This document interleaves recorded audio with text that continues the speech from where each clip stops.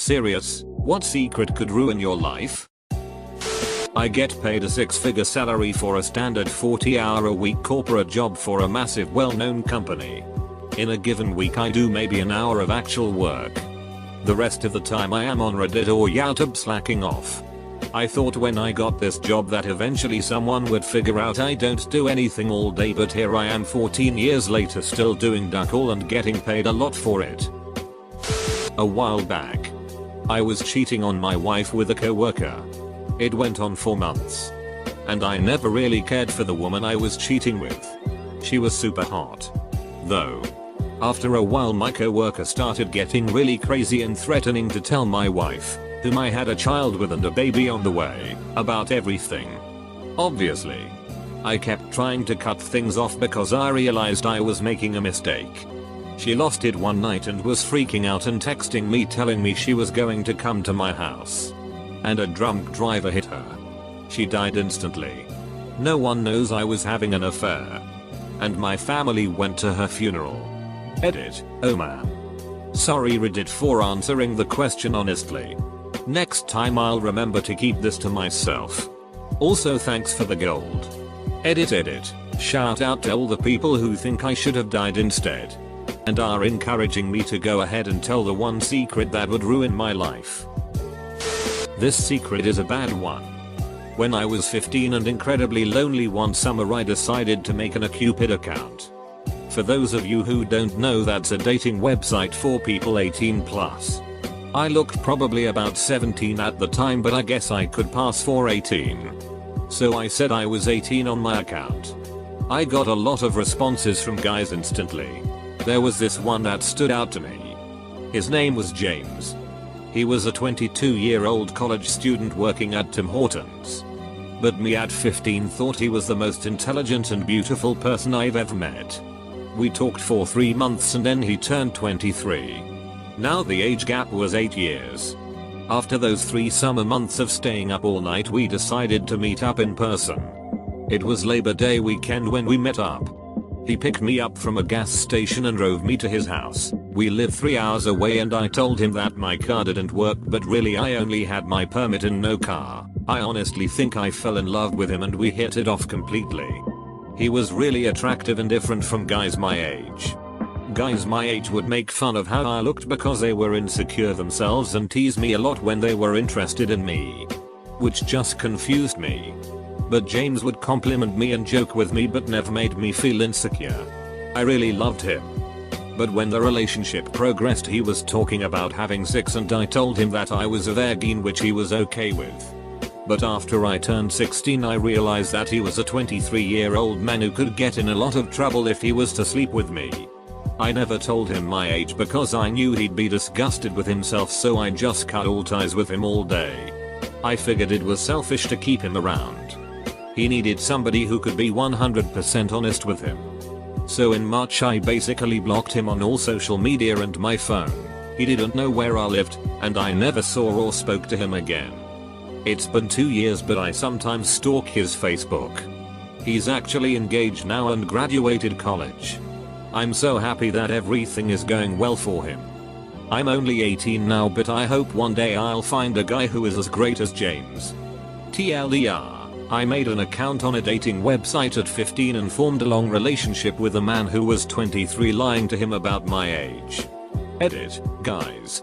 If I told him about my age he'd be disgusted with himself. I was 15 at the time. I'm roughly 5 years into a relationship and still have no idea if I want to marry the girl. This was me last year. 5 years in she wanted to get engaged. She said I was the one. I wasn't sure. Because she was the only girlfriend I'd ever had.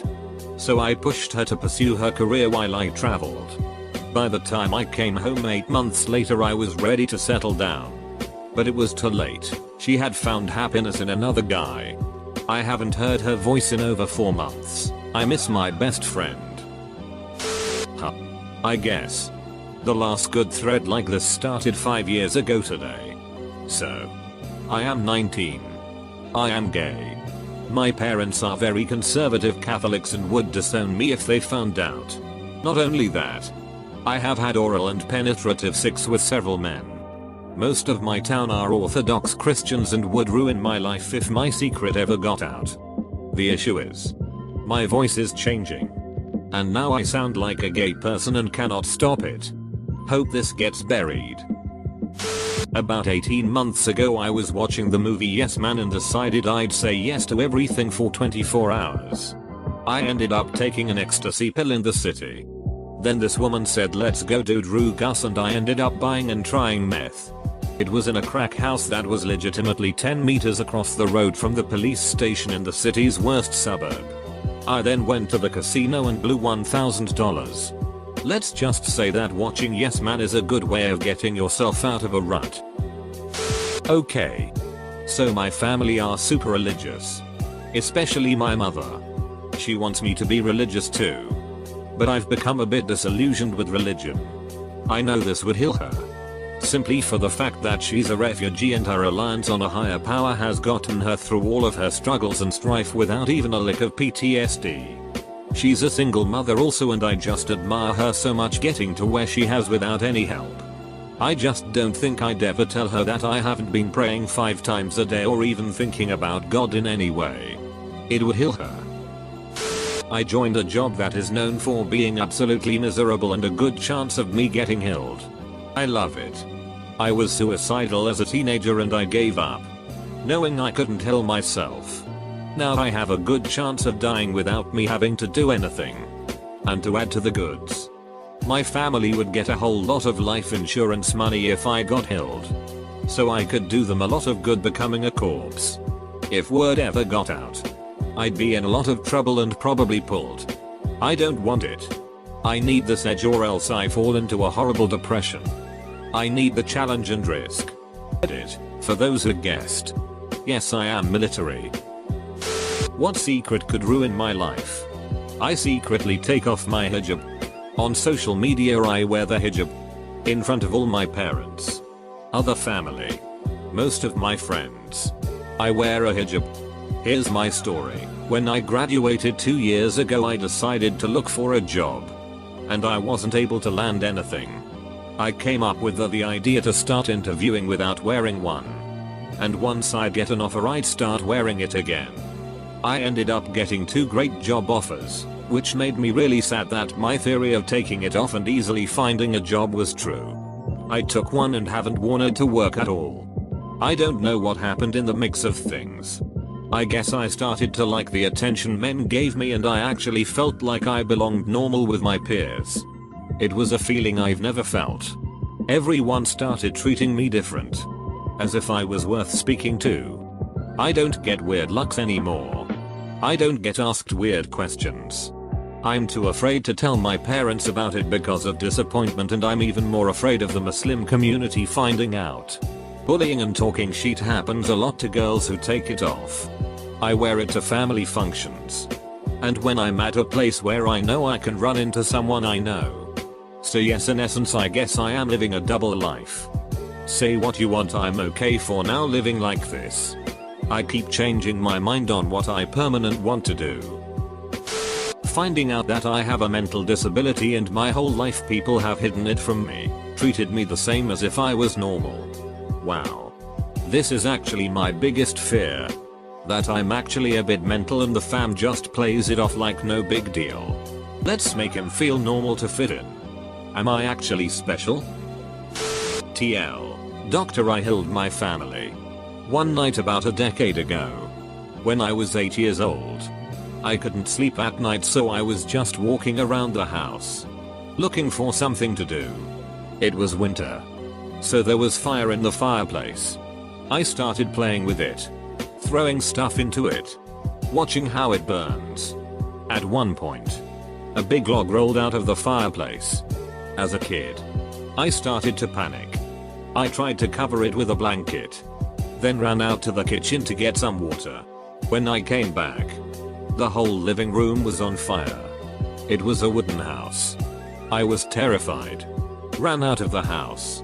Literally within a minute. It was burning like crazy. My older sister. Younger brother. And mom who was pregnant at the time. All died instantly. Dad was working a night shift. No one really questioned me. My room had window. And I said I left through it when I saw the fire. The real cause has never been found. My dad was absolutely devastated and a few weeks later shot himself. I found his body. I've been living with my grandparents ever since. No one knows what really happened that night. I spent half of my life with therapists. I hate myself. Have a severe depression. Attempted a suicide a while ago. I smoke weed almost every day. I'm in line for a promotion and have been working hard to get it. If my boss found out, there's no way she would give it to me. She hates weed and is vocal about it. It wouldn't be so much the weed, just that I didn't tell her. Throw away. I have literally fabricated my entire life and identity. I am not who I say I am, and my backstory is not the one anyone knows. At any moment, I could be revealed, and that terrifies me. I didn't expect to build a life for myself under this identity. It was never supposed to last. Now I'm stuck. When I was about 5 years old, my sister, 2 years old, and I were in the backyard in a kiddie pool. When my mom went inside, I attempted to drown my sister. After I saw her lifeless, I realized that it was a big mistake. Pulled her out of the pool and called for my mom. Luckily she knew CPR and she was life-flighted to the hospital. My mom thanked me for saving her, pulling her out of the pool. Next week was my birthday. The police, firefighters, paramedics came to my house to give me gifts and celebrate my birthday. To this day, 20 years later, I still think about it. I remember the day so vividly. Not a soul knows the real truth. 2 years ago, for 4 months I was an escort sugar baby. Money given to a mistress in my country is considered a gift and tax-free on her part. I needed the money badly. I hadn't eaten a proper 3 meals for a while and couldn't get work at all. My first week I made $2,000 for a weekend's work. I didn't hate it either. My main visitor was a nice enough person and a lot older than I was. He wasn't unattractive. It felt pretty empowering at the time too. I just had a weird breakup, in that he went to England and didn't tell me about it until he arrived. I figured after that, if people were so intent on screwing me over, I may as well make okay out of the deal too. It stopped because my grandfather passed away and I was asked to stay with my nana for a while to keep her company. It doesn't take long to lose contact with people. I don't regret it. I needed the money. Felt weirdly beautiful. And learned some things. But my field of study will most likely put me into work in a Catholic or otherwise religious school setting, and there aren't many men I imagine would be okay with that sort of past. I want to die. Not because anything bad has happened in my life, but because I am curious as to what would happen if I did it. I spend a lot of time learning about various regions' idea of what happens when you die. Purely because of how curious I am. I have never been diagnosed with anything and I doubt that I will ever heal myself ever to find out, but if I was ever told I was going to die, I probably wouldn't be too bothered about, because I get to find out all I have ever wanted to know. Where do we go when we die? My best friend had a girlfriend in a different state. They were dating for almost 2 years. We all were friends and talked, and after they broke up, we kept talking. We both came to realize we had feelings for each other. I had a cousin in the same state who I went to visit over spring break. We met up and ducked. He has no idea we ever talked, and if he ever did, I don't think he would speak to me anymore. There is a super high possibility that I have a child. A girl I was with, who turned out to be crazy. Lied about being on birth control. The times like up almost too good, and it looks kind of like me. Since then she has been married and her husband seem happy together, so I've never worried about it. I forged my high school transcripts to get into university. I can't even think about the consequences to my actions if anyone were to ever find out. I'm 3 weeks shy of graduating with a degree in biology. You're an inspiration to delinquents like me everywhere. Good luck graduating. Here's the kicker, I'm graduating with honors. I think I was raped. I'm not sure. I was driving through Texas and stayed at one of my dad's friend's house from his 4-wheel drive forum. probably not the best idea in hindsight, but he seemed like a good guy. He cooked me dinner, bought me snacks for the road trip, and gave me gas money. We had been drinking and bulleting, and I realized that I was a little too drunk for how much I had drunk, and so I went to bed. I woke up in the middle of the night suddenly, and the door to the room I was staying in was open. I don't remember anything, but I just remember feeling a need to get the duck out of there the next morning. He offered to cook me breakfast and whatnot, and I just said no. I had a long day of driving and wanted to go. My butt was hurting the next few days. I don't know if it was cause I had been driving for 8-10 hours a day for a few days. I don't know what happened that night, but I've always thought I was raped. It was just so weird. I don't know how to explain it. This happened a little over 2 years ago. This is the first time I've ever written or said anything about it. I've slept with a lot of guys ranging from 20-75. My parents would trip because they are really conservative. Also, I'm 18 years old and a dude. I'm using a proxy to access websites that are blocked. I live in an Islamic country, so if the police find out about it, I could get arrested. Don't know if it counts, but when I was 15 I looked like a hybrid of McLovin and Napoleon Dynamite and was bullied by this mammoth fat Sliman at school. This kid easily weighed 3 times as much as me. But one day I got sick of his shit. This day also happened to be the day before our final exam in world history. While he was at wrestling practice after school, I went into his locker and stole his textbook, student guide, and notebook and took them home with me that night. The next morning, I got to school extra early and put all of the stolen stuff perfectly back in his locker. He rolled in that morning itching to the administration about how someone stole all his stuff. But when he walked them over to his locker and his stuff was sitting right there, he looked like a total dumbass, and the admins refused to help him check the cameras. Pretty sure he failed the test too. At the time, I'm pretty sure he would have beat the living duck out of me had he found out. TLDR, I was a nerd and got revenge in classic nerd fashion. This question always makes me wonder about the horrible secrets that people can't bring themselves to talk about. Even in a semi-anonymous place like Reddit, the people here who have spoken up already have pretty intense secrets. Just imagine the secrets that go unshared. The plain truth is that I can't deal with the pain of the disease. My daughters can't accept that I am so sick. My husband can't conceive of losing me, but I'm sick and I am going to die. And I'd be at peace if they could be okay without me. But I'm gonna miss my grandbabies. They are so lovely. Baby Teddy is so perfect.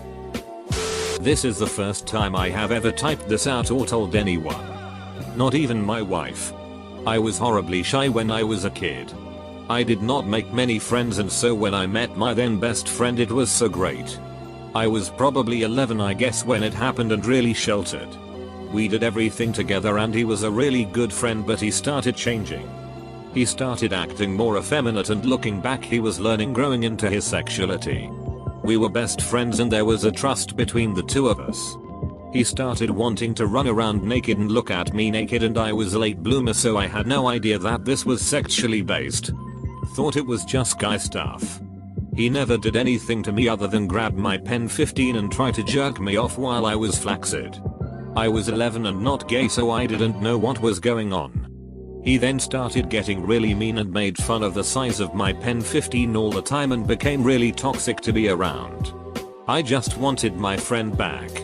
I quit hanging out with him and made other friends and blocked out what happened to me, but every now and then I remember and I almost feel like I was raped. I think it did a number to my confidence growing up. The only person I have slept with is my wife because I was always so worried about the size of my big dick. I realize now that it was stupid to be so worried about it, because if the person you are with is so concerned about something like that, then they just aren't meant for you and it is time to move on. I just wish it never happened to me. I know other stories here are way worse, but this is mine and it was traumatic to young me. Edit. I know this one hasn't blown up like other topics on here, but it was really cathartic to finally get it out. Thanks anyone for reading this. Not sure if it could ruin my life, but I think I'd lose some of my friends' respect. and definitely my family's. Which I find ridiculous. I felt, and still feel, my actions were justified. So I used to be bullied ever since I started going to school. I was big for my age. But I was considered a nerd and was also rather awkward, still am but not so much. One day I just snapped. As it turned out that a friend I had had for 2.5 years, my only friend, was really just doing it as a sickbed game dare that the other students put him up to. After I found out, they kept laughing at me and how I had believed I could ever have a friend. I waited until school was over and asked my mom to drop me off at the friend's house. As I knew he took the bus and would arrive later. I beat him near senseless, and even though he begged me to stop, I kept going. I never felt so good in my life. I also found the kid who had the idea. I got the friend to rat on him, and did something similar to him. Granted, I still didn't have any friends. But you can bet not one of those scumbags dared laugh at me again. Teachers always said violence wasn't the answer. Well, if they don't want things like these to happen, they should get their shit together and do their job for once. Deal with the bullies. Especially when a child brings them proof that he is being bullied. I got tired of waiting and took matters into my own hands. Well, guess what? It worked. I'm not attracted to my wife when she's high. She smokes weed up. And I'm fine with the fact she does. But I don't like the person she is when she's high. She's not as sharp. Is forgetful. Indecisive. And generally disconnected with the world. In other words, the exact opposite of the person I fell in love with. I don't mind that she likes feeling that way. But she wants to be that way all the time. Sometimes I'd like to feel like she wants to be around me and the family without having to be stoned. She's got a lot of anxiety issues. And a few other things that make living with her difficult. But those kinds of things I want to help her with and get through together. I don't feel like I can do that when she prefers lighting up over talking through stress. Edit. Thank you all for the support you've given. I didn't think I would get this much advice and conversation from this. I think I'm going to talk to her about this and see what help I can find for her anxiety.